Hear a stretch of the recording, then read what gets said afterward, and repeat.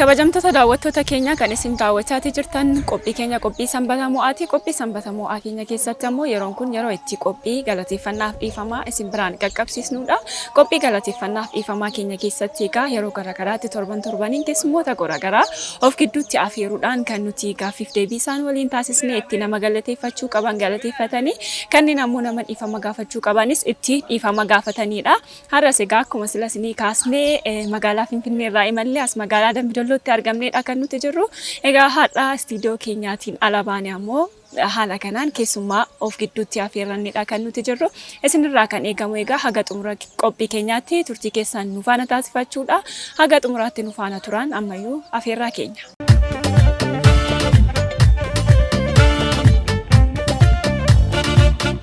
Egaan Meerii haala qilleensa ajaa'ibaa keessa teenyeeti jirra.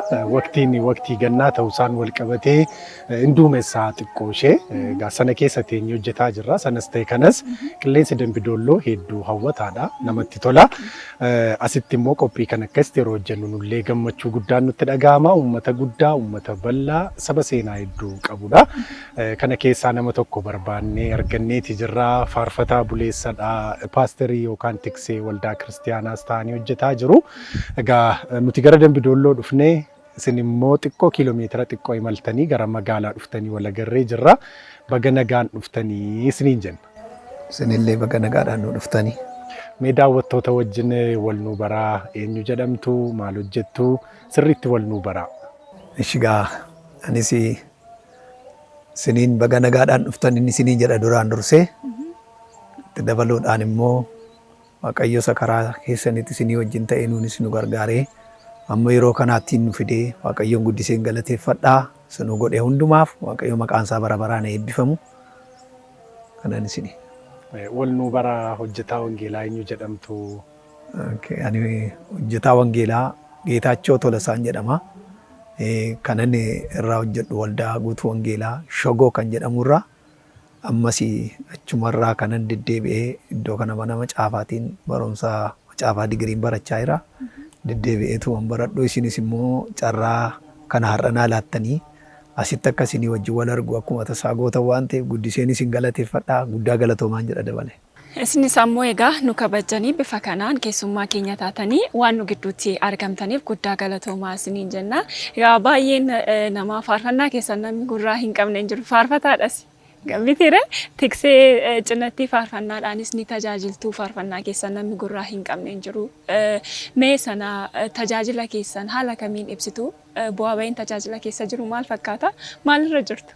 Haala tajaajilaan wal qabatu Waaqayyo na gargaaree ani yerooma calqabaa gara gooftaa fayyinaa kana argachuutti gaafaman dhufee calqabee yeroo dheeraa utuu hin turiiniin dura Waaqayyo kennaa ayyaanaa keessaa faarfannaadhaan akkan tajaajilu. Akkasuma wangeela wal duukaas tajaajilaadhaan yeroo dheeraa Waaqayyo na gargaaree akkasittiin hojii Waaqayyo hojjechaa dhufe. Kun egaa fedha namaatiin kan ta'e utuu hin taane waamicha Waaqayyoo taanaani. Waaqayyo ammarraatti immoo na gargaaree waggoota na lakkoofsiseera. Yoo xiqqaatee waggaa 28 waggaa 20 wayii kanaa oli tajaajileera jechuu barbaadeeni. Akkasuma faarfannaadhaan yeroo dheeraa utuman tajaajilaa jiru ergiin faarfannaa yeroo dheeraa tajaajilee booda. Faarfannaa baay'ee deemee tajaajilaan ture. Akkasuma tuun kanaan jiru immoo faarfannaa al tokko hojjedheen ture kaasiti. Faarfannaa bara 2002 hojjedheen gadhiisee ture. Haala tajaajilaatii Waaqayyo baay'ee na gargaaree gooftaa wajjin jiraadhee gooftaa tajaajilaa ammarraatti gooftaan na gargaaree hojii Waaqayyoo irra jira. Yeroo ammaa kana immoo hojjetaa wangeelaa ta'een hojii wangeelaa hojjechaa jira. Faarfannaa gaa hojii mtinatti baay'achuurraa kan ka'e akkasuma immoo haalli si'anaa mijataa waan hin taaneef bal'inaan gara faarfannaa irratti badaa cimaan jedheetu yaadu ofii baay'ee mijataa miti haalli isaa jechuudha. Sababiin isaa waa baay'eetu jira. Hojii waldaatti qabamanii yeroo dhabuutu jira. Akkasuma hojii kan biraa maatii bulchaadha waan ta'eef hojii garaagaraatiin harkifamuurraa kan ka'e hojiin kun xinnoo isin harkatti qaawwaa qabachuudha. Yootuma faarfannaan ergaan isaa jiraate faarfannaadhaaf baay'ee akka yeroo duraa sana miti. Garuu jira yaadi isaa jira, ayyaanni isaa jira. Gooftaan na gargaaree haala tajaajilaatiin kanarran jirachuu barbaadeen. Egaa namatti tola. Ammas yeroon waaqayyo dhuman qabu miti. Dulluuma wanti jedhu dargaggummaa wanti jedhu waaqa biraan jiru. Kana caalaa hin hojjettu inni abdanna albeema tokko hojjettanii qabdu. Egaa hunda caalaa faarfattuu buzeen illee haadhoo keessan obboleettii keessanidha. Kana dura sagantaa iyyaafannoo irratti galateeffannaaf dhiifama irratti dhiyeenya kana dhiyeessineerra. Faarfannaani kaayyoon koo kaayyoodhuma jedhu kan keessan akka ta'e quba qabna. Isheetti haasaa turre har'a isin argachuu keenyatti gammachuu guddaa qabna. Egaa aniif meeriinis isin gargaarra. Meenuu faarfadhaa. Taagaa baay'ee gaariidha guddaa galatoomaa isiniin jecha. Egaa akkuma beekamaa ta'e akkuma nama isinitti hime deemsaan deddeebiidhaan yoo xiqqaate sa'aatii tokkoon deddeebi'ee baradha. Nama immoo waan ta'eef namni dadhabaa qilleensaan rukutamu jira sagaleen koo mijataa yoo ta'e iyyuu faarfannaa nan faarfadha rakkoon hin jiru jechuu barbaadeen. Kanaaf galatoomaa nan faarfadha faarfannaa kaayyoon koo kaayyoodhuma jedhu yoon faarfadhe isinitti tola natti fakkaata. Yoo kan biraa faarsittanis boodarra nu dabaltu. Kaayyoon koo kaayyoodhuma injijjiiruun tosuma sagad waaqa hormaa. Kaayyoon koo kaayyoodhuma injijjiiruun tosuma waaqessu waaqa hormaa. Waaqaaf lafa isa uume waaqayyoodha waaqni koo. Kan taa'ee yennaa ta'e injijjiiru kaayyoo koo amanannaa koo. Injijjiiru kaayyoo koo amanannaa koo. Injijjiiru kaayyoo koo amanannaa koo.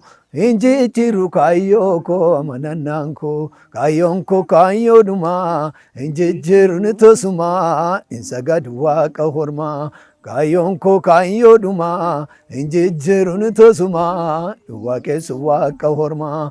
Waaqaaf lafa isa uume waaqayyoodha waaqni koo. Kan taa'ee yennaa ta'e injijjiiru kaayyoo koo amanannaa koo. Injijjiiru kaayyoo koo amanannaa koo. Injijjiiru kaayyoo koo amanannaa koo. Injijjiiru kaayyoo koo amanannaa koo. Mi'eeffadhee argeera barruu harka isaarraa jiraadhe isarraa galaangaluu dhiphinaa yeroof jedhee. Isarraa galaangaluu dhiphinaa yeroof jedhee. Sichoomtuu nan daangeessu waaqessu koottan fufaa. Na waaqessa waaqayyoo koo uumaa waaqaatiif lafaa. Na waaqessa waaqayyoo koo uumaa waaqaatiif lafaa. Kaayyoon koo kaayyoodhuma injijjiiruun tosuma sagad waaqa hormaa. Kaayyoon koo kaayyoodhuma injijjiiruun tosuma waaqessu waaqa hormaa. Waaqaaf lafa isa uume waaqayyoodha waaqni koo. Kan taa'ee yennaa ta'e injijjiiru kaayyoo koo amanannaa koo. Injijjiiru kaayyoo koo amanannaa koo. Kaayyoon koo kaayyoodhuma injijjiiruun tosuma sagad waaqa hormaa. Kaayyoon koo kaayyoodhuma injijjiiruun tosuma waaqessu waaqa hormaa. Waaqaaf lafa isa uume waaqayyoodha waaqni koo. Kan taa'ee yennaa ta'e injijjiiru kaayyoo koo amanannaa koo. Injijjiiru kaayyoo koo amanannaa koo. Injijjiiru kaayyoo koo amanannaa koo. Injijjiiru kaayyoo koo amanannaa koo.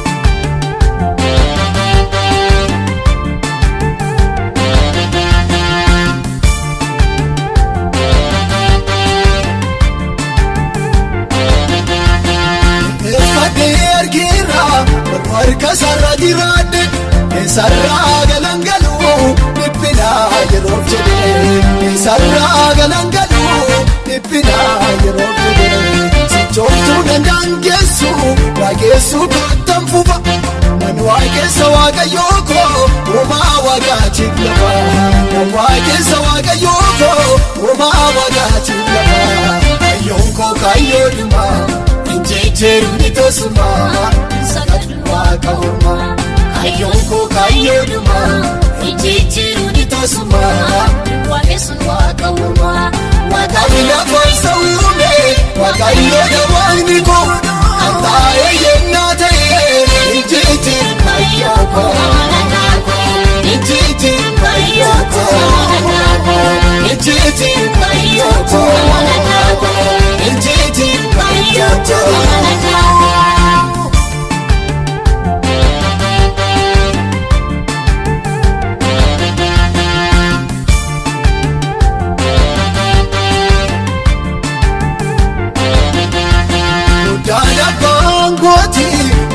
isaanii qixxaatu isaan dhumaa dabarsee moo'ee barraan jiraatu isaan dhumaa dabarsee moo'ee barraan jiraatu maaliiftuu fakkeeffamu homtuu bukkeen qabamu nan waaqessa waaqayyoo koo maaliin hundaan geeffamu nan waaqessa waaqayyoo koo maaliif hubedheeramu kayyoon koo kayyoodhuma injijjiirni tasuma sagadni waaqa ormaa kayyoon koo kayyoodhuma injijjiirni tasuma waaqessun waaqa ormaa waaqaani lafaan sa'uume waaqayyoodha waaqni koo kan taa'e yennaa ta'e injijjiirni kayyoo koo injijjiirni kayyoo koo injijjiirni kayyoo koo injijjiirni kayyoo koo Injichiru kayyoko amananako injichiru kayyoko amananako. Waaw! Sagalee akkam bareedu qabdu seetan. Minyaa dhandhama mataa isaa qaba.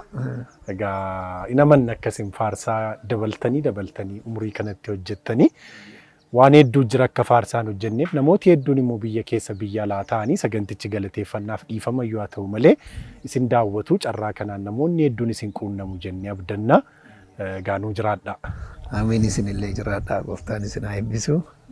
Egaa wanti hundumtuu akkuma nuti jennu nu biraa ta'atu hin taane ergaa kana akka hojjennuuf kan nu gargaaru tokko Waaqayyo isatti nu waame kanaadha waan ta'eef dullumin daangessu ergaa Waaqayyo. Sababiin isaa namni Waaqayyo Kaaleeb jecha tokko jedhe Iyyaasuudhaani gaafa biyya sana dhaalchisuudhaaf Waaqayyo kakateef hin dhaaltu jedhee kakachiise Waaqayyo.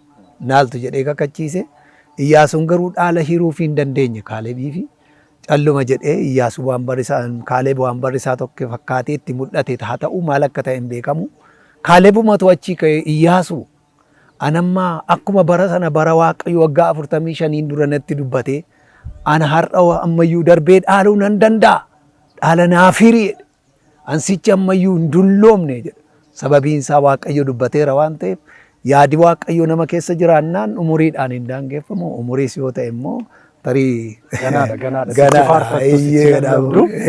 Waaqayyo immoo jiraata. Mataan immoo xinnoo makeera. Ergaan kanaan hin deebiin keenya itti fufaa mallee xumuramne. Hayyee egaa turtii namatti toludha kan nuti taasisaatii jirru waaqeffannee deebneerra sagaleen keessan immoo hedduu ni bareeda ammallee akka jettanii miti hedduu namatti tola. Egaa mee amma gara mata duree qophii keenyaatti isin deebisuu fi mee jireenya keessan keessatti shoora naaf taphateera jireenya koo keessatti bu'aan naaf gumaache qaba ebaluun galateeffachuun barbaada namni jetta yoo jiraate akka namaatti maqaa dhahaatii nuuf galateeffadha. Egaa as keessatti baay'ee kadhanii duraan dursa yeroo hundumaa ol kaasee natti argamu gochaa Waaqayyo isichaa utuun isan beekin na beekee karaa ilma isaa Yesuus Kiristoos immoo na jaallatee kan isaa na godhatee baruma kana nama Waaqayyo kana wajjin jiraatee gooftaa kana tajaajilu ta'ee hamma guyyaa irraatti sana dhaabeen ol kaasee galateeffadha. Sababiin isaa namni qaba namni nama gargaara nama bukkeen dhaabata yaadaan nama deggeraa namni namumaa wajjin. Kanaaf kanani baay'ee galateeffadhu duraan dursee haadha warraa koo kan taateen dursa galateeffadha. Sababiin isaa matuu isheen nama na bukkee dhaabachuu hin dandeenye taate tuyyuu nama yaada hafuuraa keessatti na eeguu hin dandeenye taate hojii hafuuraa isa jalqabaa hin hojjedhu ture. Baay'een duraan dursa haadha warraa koon galateeffadha. Yeroo darbees akkuma kanan galateeffadhe ammas irra deebi'ee nan galateeffadha. Gooftaan ishee eebbisu guddaan galateeffadhachuu barbaade. Itti aansuudhaan immoo hiriyoota koo wajjin tajaajilaa dhufe namoota wajjin tajaajilaa dhufe calqabuma gaafan gara tajaajila faarfannaa dhufe namoota yaada kanatti na jajjabeessuudhaan na bukkee dhaabbatanii hojii wangeelaattis na jajjabeessuudhaan akkasuma faarfannaatti na jajjabeessuudhaan na bukkee kan dhaabachaa turan geggeessitoota waldaa guutuu wangeelaa shogoo walumatti qabaa isaanii calqaba galateeffadhaa. Waaqayyo daddabalee isaan eebbisuun jedha. Taansuudhaan immoo namoota hafuuratti akkan guddadhuu fi karaa garagaraa na jajjabeessuudhaan gorsa garagaraa naa kennuudhaan itti dabalaan yoo maqaa isaanii tokko tokkoon dhahee tarii tokko dagadhee na komatu waan ta'eef kana kan godhan isaan keessas yaadi isaanii har'as kan jiru jabaadhu kan naan jechaa jiran amma har'aallee faarfannaa kana maal taate kan naan jedhan baay'een isaanii jiru amma har'aatti iyyuu na jajjabeessaa jiru. Karaa deemaallee namoota akka tasaa faarfannaa kana yeroo namooti abaluutu faarfate dhaniitti man na jajjabeessu karaa deema. Baay'ee kan natti tolu keessaa Waaqayyo namoota na jajjabeessan jabaadhu kan naan jedhan naa kaaseera. Hunda isaanii daddabalee Waaqayyo isaan eebbisuun jedha. Kana wanta jedhu jechuudha gabaabaatti wanta namoota galateeffatu. Egaa nutis carraa kanaan akka TV Mo'aatti waldaa kiristaanaa saadha warraa keessanis akka qopheessitoota qophii kanaattis galanni isaanii sanaa dhaqqabu jechuuti jaallanna. Faarsaa hedduu qabdu. Inamanna faarsaan keessan kun kan ammaa hedduu jaallatamaa waan ta'eef kiliippiitti akka inni jijjiirame haaraa ta'e lafa raasoomaa shakkii hin qabnu. Mee gidduutti faarfannaa tokko nu faarfadhaatii kabiroo kan qabdan keessaa gaaffiiwwan hafan gara dhumaatti fidaarra waan ta'eef gara sanatti dabarra. Faarfannaa tokkoon faarfadhaa ishee. Lafarra harkifamee yennaa bubbuleeyyuu kilaasikaalii qaba xinnoo seegaa yeroo na haadhu sun hin ta'u haala faarfannaa irratti waan tokko na hubattu. Bor akka qeeqana irratti mi'eessine faarfattoonni dursa ni madda. Rakkoo qabu. Maaliif kilaasikaalii ta'uu qaba faarfannaa irratti. Faarfannaan kun xinnoo kilaasikaalii qaba. Kanaatiif faarfannaa kanan faarfadha. Lafarra harkifamee yennaa bubbuleeyyuu akeeki Waaqayyo karaatti rarra'ee hinaafu yoomiyyuu waan hafee fakkaate utuma taa'anii nutti ariifataa. Namni turee obsaan gooftaa isaa eeggatu ulfina argata. Lafarra harkifamee yennaa bubbuleeyyuu akeeki Waaqayyo karaatti rarra'ee hinaafu yoomiyyuu waan irraanfatame utuma see'anii dhumatti ariifataa. Namni turee obsaan gooftaa isaa eeggatu ulfina argata. Waan irraanfatame utuma see'anii dhumatti ariifataa. Namni turee obsaan gooftaa isaa eeggatu ulfina argata. Abdiin abdiin abdiin nama yeellasisu. Abdiin abdiin abdiin nama yeellasisu. Abdiin abdiin abdiin nama yeellasisu. Abdiin abdiin abdiin nama yeellasisu. Ijoollee Waaqayyoof har'as abdiin jira. Gooftaa biraa ijoollee Waaqayyoof boris abdiin jira. Yesuus biraa ijoollee Waaqayyoof boris abdiin jira. Gooftaa biraa ijoollee Waaqayyoof har'as abdiin jira. Yesuus biraa abdiin jira har'as abdiin jira. Gooftaa biraa abdiin jira boris abdiin jira. Gooftaa biraa abdiin jira har'as abdiin jira. Gooftaa biraa abdiin jira har'as abdiin jira. Yesuus biraa.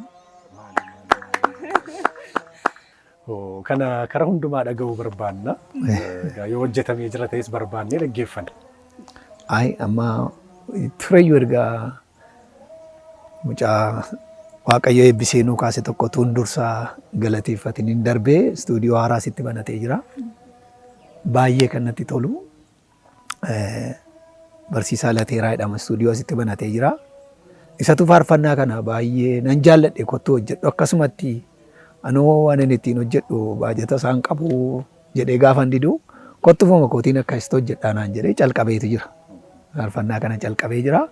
Tureyyuu ergi calqabamee waggaa 2 ga'eera. Yeroo dhabuu koorraa kan ka'e yoo na ga'e faarfannaan kun rarra'ee jira malee istuudiyoo galee jira jechuudha. Kanaaf baay'een galateeffadha barsiisaa Lateeraa. Baay'ee na jajjabeessa kan saawutuun dubbatiin darbuun kun ittiin tolle dagadhe jechuudha. Kun akkuma kana gaatuun maqaa namootaa dha'ee namoota baay'een irraanfadhaa. Jimlaa immoo galateeffadheera. kanarra jira jechuudha. Egaa baay'ee namatti tola. Faarfannaan kun amma hojjetamuuf eegalamee haa jiraatu iyyuu malee garuu hawaasa keenya keessatti beekamaadha ittiin waaqeffatama. Anillee faarfannaa kana gurraanan qaba kanaafidha.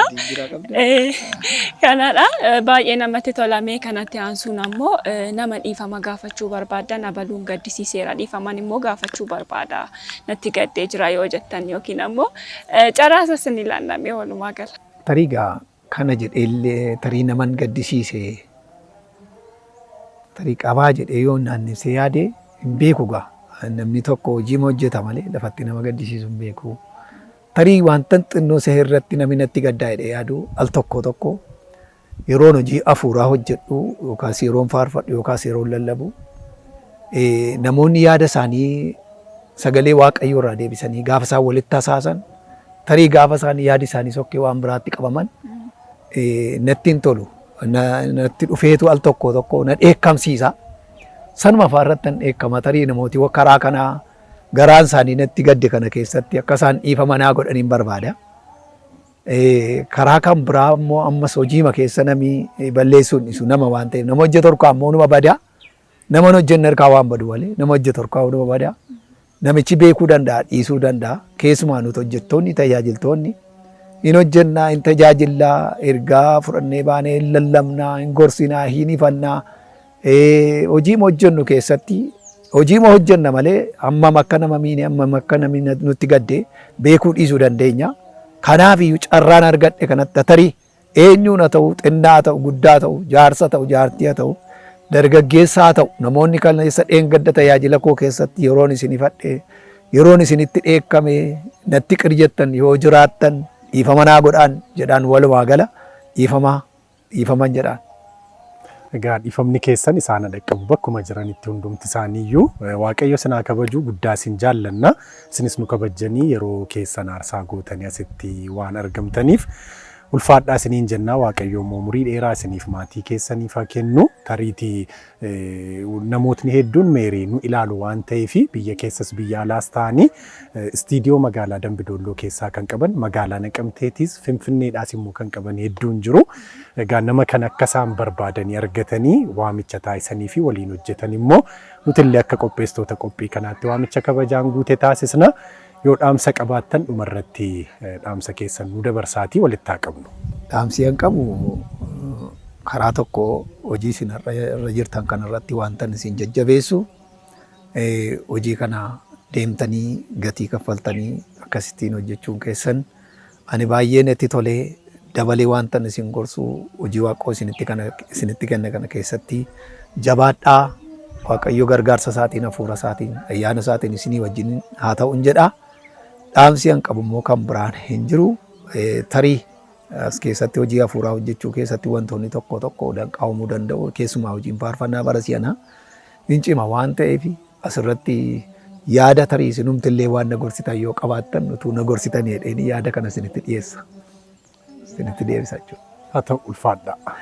Wantan xinnoo siyaasa barbaadu galateeffachuu keessatti yeroo darbee ani akka tasaatii yeroo Mo'aan TV'n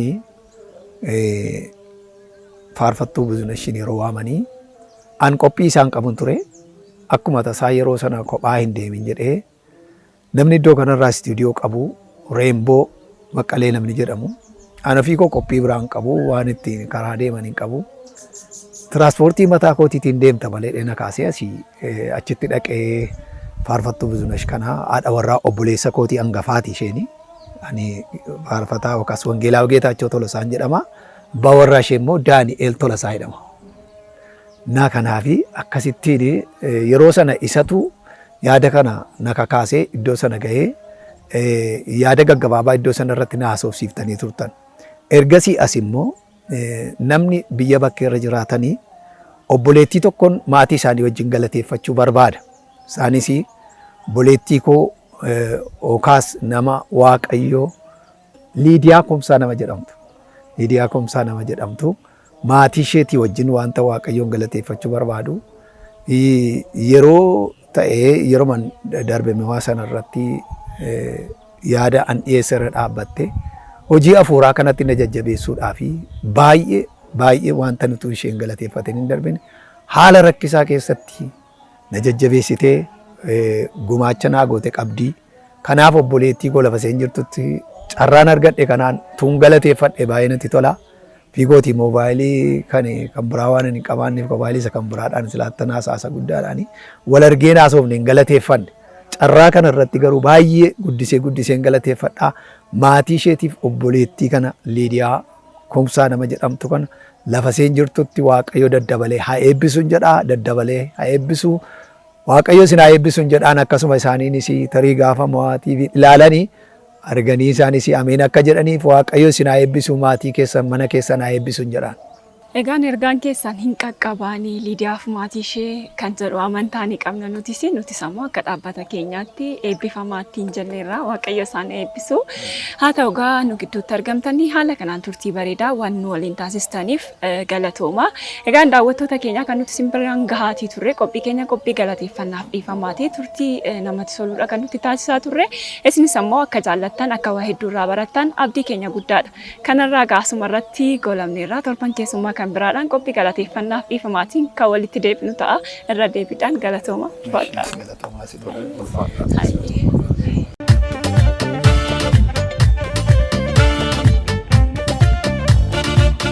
Qophii galateeffannaaf dhiifama keenyadha kan daawwannee walitti deebine egaa keessummaa keenya wajjin yeroo namatti toluudha kan nuti dabarsine isinis immoo qophicha akka jaallattan waa hedduu ammoo akka irraa barattan abdii keenya guddaadha. Egaan qophii sanbata mo'aa keenyaan dhangaaleen isiniif tamsa'an ammallee hedduun teellaaraan hafaniiti kan isaan jiranii isin ammallee turtii keessan nu faana taasifadhaa daawwachuu keessan itti fufaa isiniin jenna.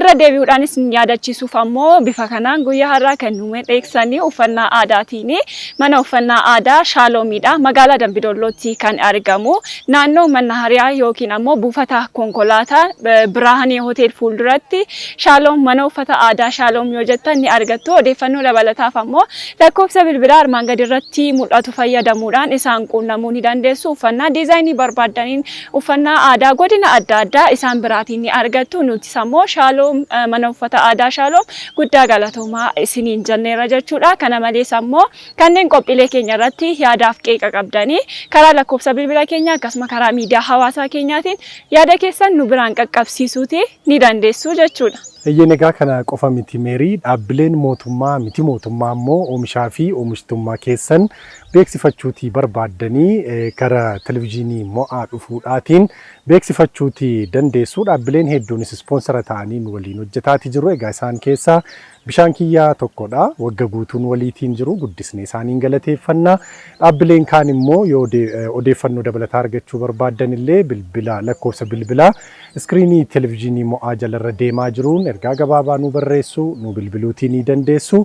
Oomishaa fi oomisha keessan gatii baay'ee madaalawaa ta'eetiin kottaa beeksifadhaadha kan nuti isaaniin jennu jechuudha. Hayyeen bishaan kiyyaa qofa sammuu miti gaa ispoonsarootni keenya hedduudha. Kilinika ilkaanii kenna African Holding Group kana malees dhaabbilee hedduun nu faanadha kan isaan hojjechaa turanii isin ammoo filannoo keessan nu taasifattanii waan waliin hojjettaniif galatoomaa isiniin jenneerra.